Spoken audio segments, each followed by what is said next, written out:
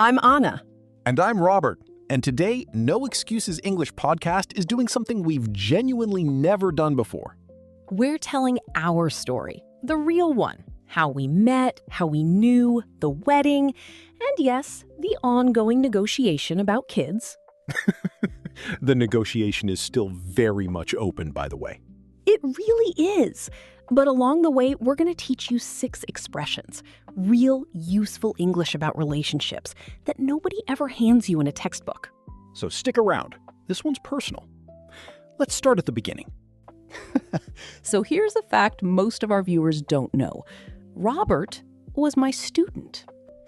Technically true. I signed up for private English lessons because my company kept sending me to meetings I couldn't fully follow. And I remember the very first lesson. He walked in 15 minutes late, apologizing in 3 different ways. In my defense, I got lost. Twice. Sure. Anyway, we sat down, I asked him to introduce himself in English, and somehow 40 minutes disappeared. We were supposed to cover grammar. We talked about his childhood dog instead. That's the part I remember too. I walked out of that first lesson and genuinely thought, I don't remember a single grammar rule, but I really want to come back next week. That's the first phrase, actually, to hit it off. It means 2 people connect immediately, easily, like there was no awkward start at all. We hit it off in a way that had nothing to do with English lessons, if we're being honest. The lessons were just the excuse. There's a second phrase that fits right here, too. To have a crush on someone. It means you're developing feelings, that early nervous excitement before anything's official. Did you have a crush on me during actual lesson time? By lesson 3, completely. I started practicing vocabulary at home just so I wouldn't sound like an idiot in front of you. That's oddly sweet, Robert. I had a crush on you and a professional incentive. Both things were true at once. So, lessons ended eventually, which was a whole separate conversation about whether that was even appropriate. We decided it was fine once I was no longer, technically, your paying student. Very responsible of us. So, a few weeks later, you asked me out. Did I, though? My memory says you brought it up first. Excuse me? You texted me first. I texted asking if you wanted to get coffee sometime as friends, which does not count as asking someone out. It absolutely counts.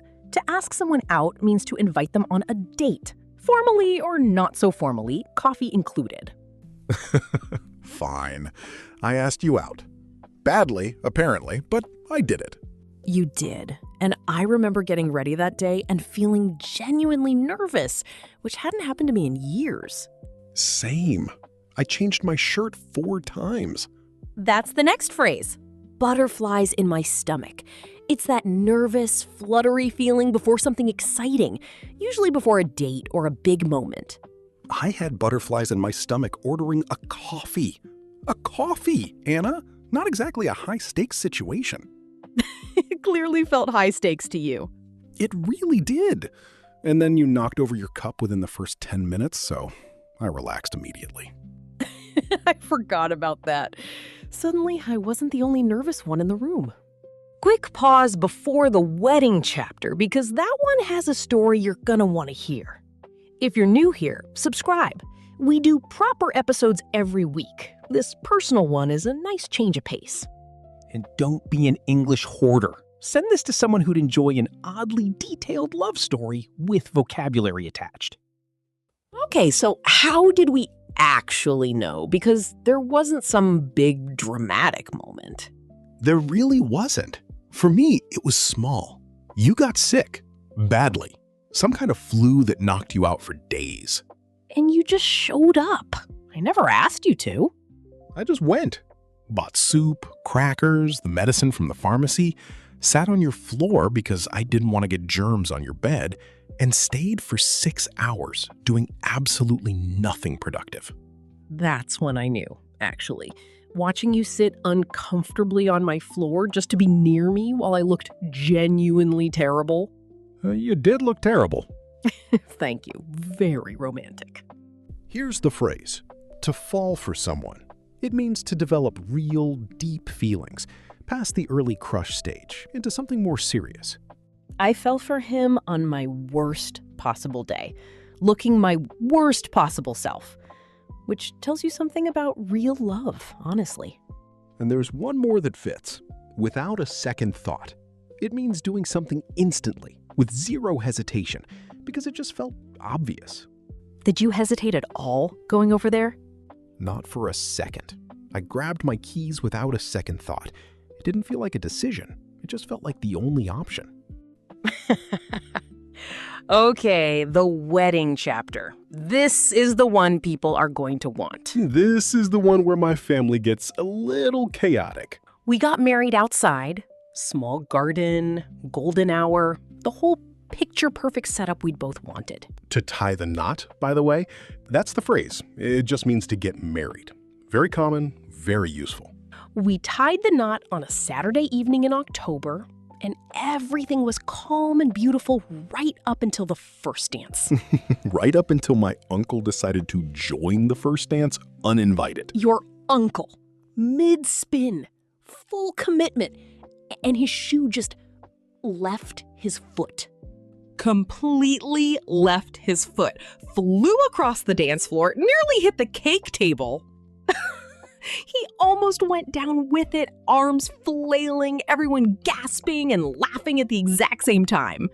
He recovered like an athlete, picked the shoe up mid-stride, put it back on without missing a beat, and kept dancing like nothing happened. That's the phrase, to steal the show. It means someone unexpectedly becomes the center of attention, often stealing focus from what was supposed to be the main event. My uncle's shoe stole the show from our own wedding dance. That's genuinely the photo people bring up every single anniversary. More than the vows, more than the dress, the shoe. As it should be, honestly. All right, last chapter. And this one's still technically unresolved. Very unresolved. I grew up in a loud house. 4 siblings, constant noise, and I loved it. So I want 4 kids. And I grew up an only child. Quiet house, lots of one-on-one time with my parents, and I loved that too. So I'm thinking 1, maybe 2 on a good day. We are currently 4 kids apart in this negotiation. 4 is a big gap, Robert. It is. To see eye to eye means 2 people genuinely agree. Same page, same vision. We do not see eye to eye on this one. Not remotely. But there's a phrase for what we're actually trying to do. To meet halfway. It means both people compromise a little, moving toward the middle instead of insisting on their own number. So maybe not 1, maybe not 4. Somewhere in the very reasonable middle. We're working on it. Genuinely. Actively working on it. Live negotiations, folks. This is real. Not even a little. But we grew together instead of apart, which I think is the actual secret, if there is one. That and showing up with soup when it's genuinely inconvenient to do so. That too. Never underestimate soup. Can I say something a little more real to close this out? Always. I think what actually surprised me writing this episode is how small most of these moments were. Nobody wrote a big speech. Nobody had one perfect cinematic moment. It was soup on a bad day, a coffee spill, a shoe flying across a dance floor. That's honestly true of most real relationships, I think. It's never the big dramatic moment people expect. It's the small stuff, repeated, on purpose, over years. To grow together. That's the last phrase, actually. It means 2 people change and develop side by side, in the same direction, instead of drifting apart. We're not the same 2 people who sat through that first lesson. Not even close. Quick recap of today's 6. Hit it off, have a crush on, ask someone out, butterflies in my stomach, fall for someone without a second thought, tie the knot, steal the show, see eye to eye, meet halfway, grow together. That was 11, not 6. We got a little carried away today. Guilty. Lots of vocabulary hiding in one relationship, apparently. So that's us, the real, slightly chaotic, still negotiating version of our story. If you made it this far, tell us in the comments. Team 1 kid or Team 4 kids? We genuinely want to know. Might settle the debate for us. Don't be an English hoarder. Share this with someone who'd enjoy an oddly specific love story. Subscribe if this helped. New episodes every week. Real English, real stories, no excuses. Thanks for being part of this one with us. See you in the next one.